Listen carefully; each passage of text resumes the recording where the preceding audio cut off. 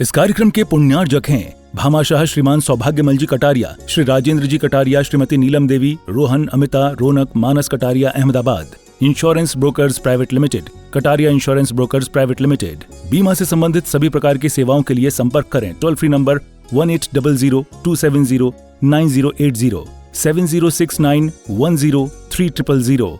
Mail ID support@policyleader.co.in, enquiry@kataria.co.in, online@policyleader.co.in।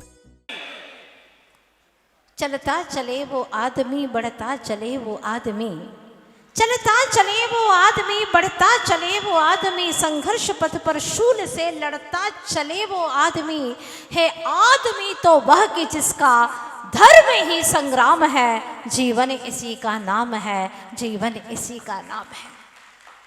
जो चलता है, चाहे कितनी ही परिस्थितियां बिगड़ती हो, चाहे कितनी ही प्रतिकूलता उसके जीवन में आती हो, आंधी तूफानें घिर जाते हो, लेकिन वह धर्म का रस अपने जीवन में उड़ेल करके चलता, हर बाधाओं को सहता चला जाता है। और आचार्य भगवान गुरुवर्ष विद्यासागर जी महाराज मूक माटी महाकाव्य में कहते हैं, संघर्षमय जीवन का उपसंहार हर्षमय होता है।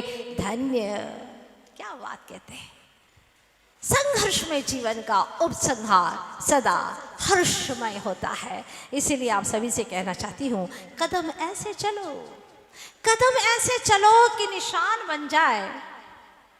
काम कुछ ऐसे करो कि तुम्हारी पहचान बन जाए।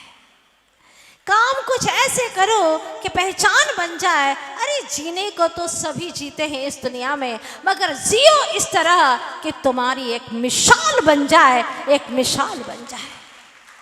क्यों करते हैं ये चातुर्मास? इसीलिए कि हर समस्या, तुम्हारे जीवन की जितनी भी समस्याएं हैं वो तपस्या में परिवर्तित हो जाए। तुम्हारा जो जीवन है वासना में, वो उपासना में परिवर्तित हो जाए। जो वासना है तुम्हारे भीतर रोम रोम में पल रही है, वो उपासना में परिवर्तित हो जाए। जो विराधना कर रहे हो वो आराधना में परिवर्तित हो जाए। और तुम्हारे जीवन में जो आत्मा में विकार पल रहे हैं वह अविकार में, निर्विकार में तुम्हारा जीवन हो जाए। इसीलिए होता है चातुर्मास। इसमें सिर्फ 4 ही शब्द है। चातुर्मास, चतुर गति का भ्रमण मिटाए, ऐसा कुछ करो तो चातुर्मास की सार्थकता हो जाए। दूसरा शब्द है तत्व ज्ञान हासिल करो, जिससे तुम्हें केवल ज्ञान की आगे जाकर के प्राप्ति हो जाए, तुम्हारा चातुर्मास सार्थक हो जाए। तीसरा है मोह के बंधनों को कम से कम ढीला करने का प्रयास शुरू कर दो, तुम्हारा चातुर्मास सार्थक हो जाएगा। और जितना हो सके उतना संयम को अंगीकार कर लो, तुम्हारा चातुर्मास सार्थक हो जाएगा। बस चातुर्मास के 4 ही चरण हैं, जिसमें आपको व्यवहार की शुद्धि करना है। व्यवहार शुद्धि हो, आचरण की शुद्धि हो, विचारों की शुद्धि हो, और सबसे अंत में है अपनी आत्मा की शुद्धि हो। ये 4 शुद्धियां तुम्हारे जीवन में हो गई तो समझ लेना कि तुमने चातुर्मास करवा दिया है। हम ये सोचते हैं कि चातुर्मास आया है, काफ़ी लोगों से परिचय होगा, तरह तरह के लोग आएंगे, और अभी तक जो कभी पहनने में नहीं आए हैं वो वस्त्र पहनेंगे, आभूषण पहनेंगे और शरीर को सजाएंगे, दिखाएंगे। कहाँ सजने का अवसर मिलता है? यही तो एक अवसर है। छोड़ दो ये बातें। आचार्य भगवान गुरुवर्ष विद्यासागर जी महाराज मूक माटी महाकाव्य लिखते, और एक एक पृष्ठ पर अध्यात्म वचनों से उन्होंने उकेरा है, उन्होंने जीवन को जिया है। अरे इतनी छोटी सी बात की घट बन जाता है माटी का, और जब सेठ उसको खरीदने के लिए जाता है और उसको देखता है बजा बजा करके, आप लोग भी पहले के समय में बजाते थे ना, अब तो कोई जाता ही नहीं है, कौन खरीदता है मटके। अब ज़रूरत भी क्या, अब तो बोतल में पानी पी रहे हैं। जीवन बहुत आगे बढ़ गया है। मतलब ये कहो कि अब बिल्कुल गंदगी के डबरे में, पोखर में तुम्हारा जीवन घिरता जा रहा है। ऐसे परिस्थिति में आचार्य भगवान गुरुवर्ष विद्यासागर जी मूक माटी के माध्यम से एक मुखर संदेश देते हैं। और क्या लिखते हैं जब वो बजाता है तो आवाज आती है। सोचिए कि उस आवाज में भी आचार्य भगवान अध्यात्म की गहनतम गहराइयों में पहुंचा देते हैं, तो मूक माटी में क्या रहस्य छिपा होगा। कोई सौभाग्यशाली ही होता है जो इसे पढ़ पाता है, सुन पाता है। देखते हैं इस बार के चातुर्मास में आपका कितना सौभाग्य जागृत होता है। अगर आप लोगों का उत्साह ऐसा ही बना रहा तो मूक माटी का यहाँ पर मुखर प्रवचन अवश्य होगा। क्या लिखते हैं आचार्य भगवान, जरा सी झलक देखिए। धा धिन धिन धा, धा धिन धिन धा। जब आवाज आती है ना तो ऐसी आवाज आती है, तो क्या कहते हैं गुरुवर, धा धिन धिन धा, धा धिन धिन धा। चेतन भिन्ना ये तन भिन्ना। वाह, क्या समय सार प्रकट कर दिया। धा धिन धिन धा, ये चेतन भिन्ना, ये तन भिन्ना, सारा रहस्य बता दिया, जैनागम का सार बता दिया। जीवोन्य पुद्गलाश्चान्येत्यसौ तत्व संग्रह यदन्य तुच्यते किंचित सोस्तु तस्यैव विस्तर। जीव जुदा है, पुद्गल जुदा है, खत्म। मैं आत्मा, मैं चेतन सबसे जुदा हूं। मैं हूं चेतन आत्मा, ज्ञायक स्वरूप आत्मा। आगे क्या लिखते हैं, फिर आवाज आती है, ता तिन तिन ता, ता तिन तिन ता। का तन चिंता, का तन चिंता। वाह, उस आवाज में इतनी गहरी बात है। क्या तन की चिंता करना, जब तू तन है ही नहीं तो तन की चिंता क्यों करता है। जितनी तन की चिंता करेगा उतना तन तुझे सताएगा, और जितना ही तू तन को छोड़ता चला जाएगा, छोड़ता चला जाएगा, यह तन परम औदारिक तन हो जाएगा जो अरहंत भगवंतों का होता है। बड़ी रहस्यमयी बातें प्रकट कर दी। तो चातुर्मास के दरमियान हमें क्या करना है, एक एक समय का सदुपयोग करना है। समय बहुत कीमती है, हाँ बहुत कीमती। एक व्यक्ति आया आचार्य भगवान के पास में और एक पुस्तक लिए था, बड़ी सुंदर कवर था उसका, और खड़ा है। लोगों ने रोका कि देखो अभी आप नहीं जा सकते। उसने कहा लेकिन मुझे जाना ज़रूरी है, मैं बहुत कीमती पुस्तक लेकर के आया हूँ और मुझे गुरुजी को भेंट करना है, मुझे जाना ही है। चलो, उसकी बार बार जिद के कारण से वहाँ पहुँचाया गया। आचार्य भगवान का सामायिक का समय होने ही वाला था। वो व्यक्ति वहाँ पर पहुँचा और उसने कहा, गुरुवर बड़ी कीमती पुस्तक लेकर के आया हूँ, आपको पढ़ना होगा, बड़ी कीमती है। आचार्य भगवान ने ध्यान दिया कि यह पुस्तक की महिमा नहीं गा रहा, यह पैसों की महिमा गा रहा है, यह इसकी कीमत की ओर जा रहा है। आचार्य भगवान ने सहज भाव से कहा, देखो भाई, इससे भी ज़्यादा कीमती मेरा समय है, इससे भी ज़्यादा कीमती मेरा समय है। और आचार्य भगवान ध्यान में बैठ जाते हैं। क्या बात कहते हैं। जब थुबोंजी में चातुर्मास होने वाला था, लोगों ने रोका, कहा गुरुवर यहाँ चातुर्मास नहीं हो सकता, आप अशोकनगर चलिए, गुना में चलिए, वहाँ शहर में बहुत अच्छा चातुर्मास होगा, प्रभावना होगी। आचार्य भगवान कुछ न बोले और उन क्षणों में सारे संघ में बुखार आ गया था। हम लोग भी थे, सबको बुखार, तेजी से बुखार आने लगा। आचार्य जी कुछ न बोले। 1 महीने तक प्रवचन ही नहीं हुआ। चातुर्मास की स्थापना वहीं हो गई, बुखार ने चातुर्मास की स्थापना वहीं करवा दी। और 1 महीने के बाद में जब पहला प्रवचन होने वाला था, आचार्य भगवान का प्रवचन श्रवण करने के लिए काफी जनसैलाब उमड़ा हुआ था।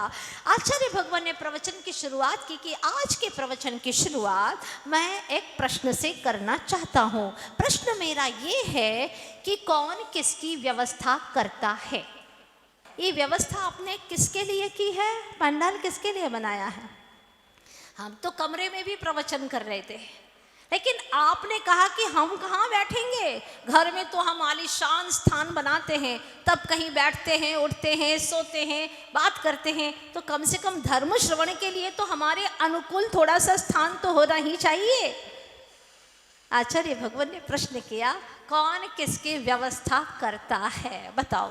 जो अस्त व्यस्त है उसकी व्यवस्था होती है या कि जो व्यवस्थित है उसकी व्यवस्था होती है। सारे लोगों ने क्या जवाब दिया होगा, बोलिए ना, कि जो अस्त व्यस्त है उसी की व्यवस्था की जाती है। अब अगला प्रश्न आचार्य भगवान ने किया कि फिर मैं दूसरा प्रश्न ये पूछना चाहता हूँ, अस्त व्यस्त कौन है, तुम हो या कि मैं हूं। सारे लोगों के आंखें नीचे हो गई। मतलब जवाब ये था कि भगवान आप तो सुव्यवस्थित है, अस्त व्यस्त तो हम हैं। फिर आचार्य जी ने तीसरा प्रश्न किया, अब ये बताओ कि तुम मेरी व्यवस्था करोगे या कि मैं तुम्हारी व्यवस्था करूं? जिसकी अवस्था बिगड़ी हुई है उसकी व्यवस्था करना है। हाँ, इसीलिए ध्यान रखना, इस व्यवस्थाओं में किसी से कोई स्पर्धा नहीं, कलश स्थापना में कोई स्पर्धा नहीं। इस स्पर्धा के लिए चातुर्मास नहीं है। चातुर्मास होता है अपने अज्ञान रूपी शुष्कता को मिटाने के लिए चातुर्मास हो रहा है। हमारा अज्ञान मिटे इसके लिए चातुर्मास हो रहा है। कितना घोर अज्ञान छाया हुआ है, कुछ जानते नहीं। छोटी सी गणित, छोटा सा थोड़ा सा हिसाब करना सीख गए, अपने आप को बड़ा ज्ञानी समझने लग गए। चलिएगा, आप लोगों की बात आपके सामने रखती हूँ। एक बच्चे ने, एक युवा ने ठान लिया, जिद की, पिताजी मैं तो शादी उसी लड़की के साथ में करूँगा। पिता ने कहा, लेकिन बेटा मैं कैसे शादी करवा दूँ, एक बार मुझे भी तो देखने दे, आखिर वो कन्या हमारी घर के लायक है या नहीं। ठीक है पिताजी, आप देख लो, बात कर लो उससे, लेकिन मैं विवाह तो उसी के साथ में करूँगा, ऐसा मैंने ठान लिया है। ठीक है बेटा, एक बार मुझे भी बात कर लेने दो। ठीक है पिताश्री, आप बात कर लीजिए। बात करने के लिए जैसे ही लड़की को बुलाया गया, लड़के से पूछा कि तुमने कुछ स्वाध्याय किया है? हाँ, मैं स्वाध्याय करती हूँ, मैंने आरिका माँ के पास में स्वाध्याय किया है और बहुत कुछ जिन शासन को समझने का प्रयास किया है। अब उन्होंने प्रश्न किया, तो बेटी एक बात बताओ, 12 में से 4 गए तो कितना बचा? उसने तनिक सोच करके जवाब दिया और कहा, जी 12 में से 4 गए तो 0। सुन रहे हैं आप लोग? हाँ, वो बेटा सुन रहा था। उसने सोचा, हे भगवान, मैं तो इतनी पढ़ी लिखी समझदार समझता था, इतनी भी गणित नहीं आती कि 12 में से 4 गए तो कहती है 0। फिर पिताजी ने पूछा, बेटा एक बात बताओ, 16 में से 4 चले गए तो कितना? उसने कहा, पिताश्री 0। 0? गजब, ऐसा कौन सा गणित है? फिर तीसरा प्रश्न किया, अच्छा बेटी एक बात बताओ, 27 में से 7 चले गए तो? उसने कहा 0। आपकी बाहर पुत्र ने सोच लिया, ऐसी पागल लड़की से कहाँ मेरा पाला पड़ेगा, जिंदगी भर परेशान हो जाऊंगा, मुझे ऐसा विवाह नहीं करना पागल लड़की से, इतनी भी गणित नहीं जानती। और उसने पिताजी से कहा, पिताजी आपने बहुत अच्छा किया इस लड़की से वार्तालाप करके, सच ही कहा है, बिना पूर्वजों के अनुभव के विवाह नहीं करना चाहिए, तो इस विवाह को मैं कैंसिल करता हूँ, मैं विवाह नहीं कर सकता, क्योंकि इतनी पागल लड़की जिसको इतना भी गणित नहीं आता हो। पिता कहता है, रुक जा बेटा, अभी रुक जा, एकदम जल्दी मत करो, एकदम फैसला मत करो, अभी रुको। और पूछा, बेटी बताओ, तुमने 12 में से 4 गए तो 0 क्यों कहा? उसने कहा, सीधी सी बात है कि 12 महीने होते हैं, उसमें 4 महीने बारिश के चले गए बिना धर्म ध्यान के, तो 8 महीने तो बेकार ही हो गए ना। जिसने 4 महीने चौमासे में धर्म ध्यान नहीं किया, उसका 12 महीना बेकार हो गया। बहुत अच्छी बात। फिर दूसरी बात, उसका सवाल जो था, उसका जवाब पूछा कि आखिर तुमने ऐसा क्यों कहा, 16 में से 4 गए तो भी 0? हाँ, क्योंकि 16 कषाय होती हैं, उसमें से अगर 4 अनंतानुबंधी निकल गई तो नियम से एक दिन वो 0 करेगा ही करेगा, निष्कषाई होगा ही होगा, ऐसा जैनागम में लिखा हुआ है। धन्यवाद बेटी, धन्यवाद। पर तीसरा प्रश्न का जवाब दो, 27 में से 7 चले गए तो? सीधी सी बात है ना, 27 नक्षत्र होते हैं, उसमें 7 नक्षत्र बारिश के होते हैं। अगर 7 नक्षत्र में बारिश नहीं हुई तो 20 नक्षत्र बेकार हैं। तो 27 में से 7 चले गए तो 0 ही 0 है। वर्षा योग, वर्षा यानी बरसना, योग यानी धर्म से जुड़ना। यहाँ पर बरसे और यहाँ पर धर्म से जुड़े, ये है वर्षा योग। अगर इस 4 महीने में धर्म ध्यान नहीं किया तो पूरा वर्ष बेकार, सारी जिंदगी बेकार होती चली जाएगी। इसीलिए हर एक समय का मूल्य करो। गुरुजी सिखा रहे थे कि समय का मूल्यांकन करो। कैसे करें? तो गुरु ने अपनी भाषा में सिखाया, बड़े ध्यान से सुनिएगा। गुरु कहते हैं कि एना समय आणदा कि सारी दुनिया ठग हो जानदा। ऐसा समय आएगा कि सारी दुनिया ठग हो जाएगी। सारी दुनिया ठग हो जाने दा। शिष्य कहता है कि सारी दुनिया ठग हो जाने दा तो ठगड़ना कहला। अगर सारी दुनिया ठग हो जाएगी तो ठगा कौन जाएगा? क्योंकि ठग तो कभी ठगा नहीं जाता, वो औरों को ठगता जरूर है लेकिन ठगा नहीं जाता। तो गुरुजी बताइए कि सारी दुनिया ठग हो जाने दा तो ठगड़ना कहला। अब गुरु ने जो मौलिक बात कही है वो सुनने के योग्य है। क्या कहा गुरु ने? जे समय चूक जानदा ते ठगड़ना। जो समय चूक जाएंगे वो ठगे जाएंगे। सुन रहे ना आप सभी लोग? जो समय चूक जाएंगे, आज नहीं कल चले जाएंगे। हाँ, रविवार को चले जाएंगे, विशेष अवसर पर चले जाएंगे तो आप चूक जाएंगे। जे समय चूक जानदा ते ठगड़ना। ध्यान रखिएगा, समय को चूकना नहीं है। समय अनमोल है, समय बड़ा कीमती है। इसीलिए इस समय का आपको मूल्यांकन करना ही करना है। जब चोर भी गुरु को चातुर्मास के लिए निवेदन कर सकता है तो आप लोग तो साहूकार है ना। चातुर्मास के लिए निवेदन किया आप लोगों ने कि माता जी आप करो, मतलब हमको अपने घर ले आए, अतिथि को घर ले आए और भाग गए खुद। ऐसा होता है क्या भला? हाँ, अतिथि को घर पे लेकर के आओ और कहो कि अब आप रहो यहाँ पर, हम तो चले। ऐसा करना मत, नहीं तो बदनाम हो जाओगे अहमदाबाद वालों। सुन रहे ना? हाँ, अतिथि को घर पे लाए और फिर खुद अपने घर से भाग जाओ, नहीं। अब आपको सबको चातुर्मास के समय पर इस यूनिवर्सिटी में अपना घर बनाना है और घर को अपनी धर्मशाला बनाना है।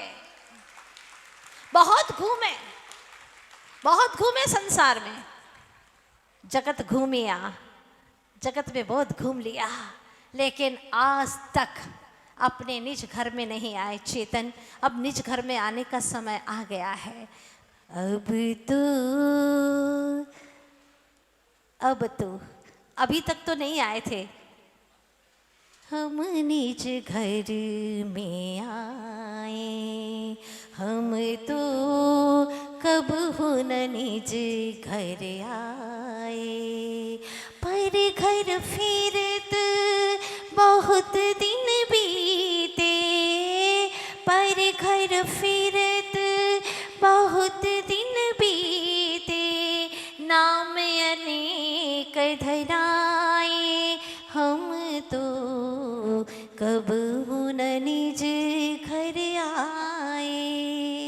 Bhamashah Shriman Saubhagyamal ji Kataria, Shri Rajendra ji Kataria, Shrimati Neelam Devi, Rohan, Amita, Raunak, Manas Kataria, Ahmedabad. Insurance brokers private limited, Kataria insurance brokers private limited. बीमा से संबंधित सभी प्रकार की सेवाओं के लिए संपर्क करें। Toll free number 1800-270-9080, 7069103000। Mail ID support@policyleader.co.in, enquiry@kataria.co.in, online@policyleader.co.in।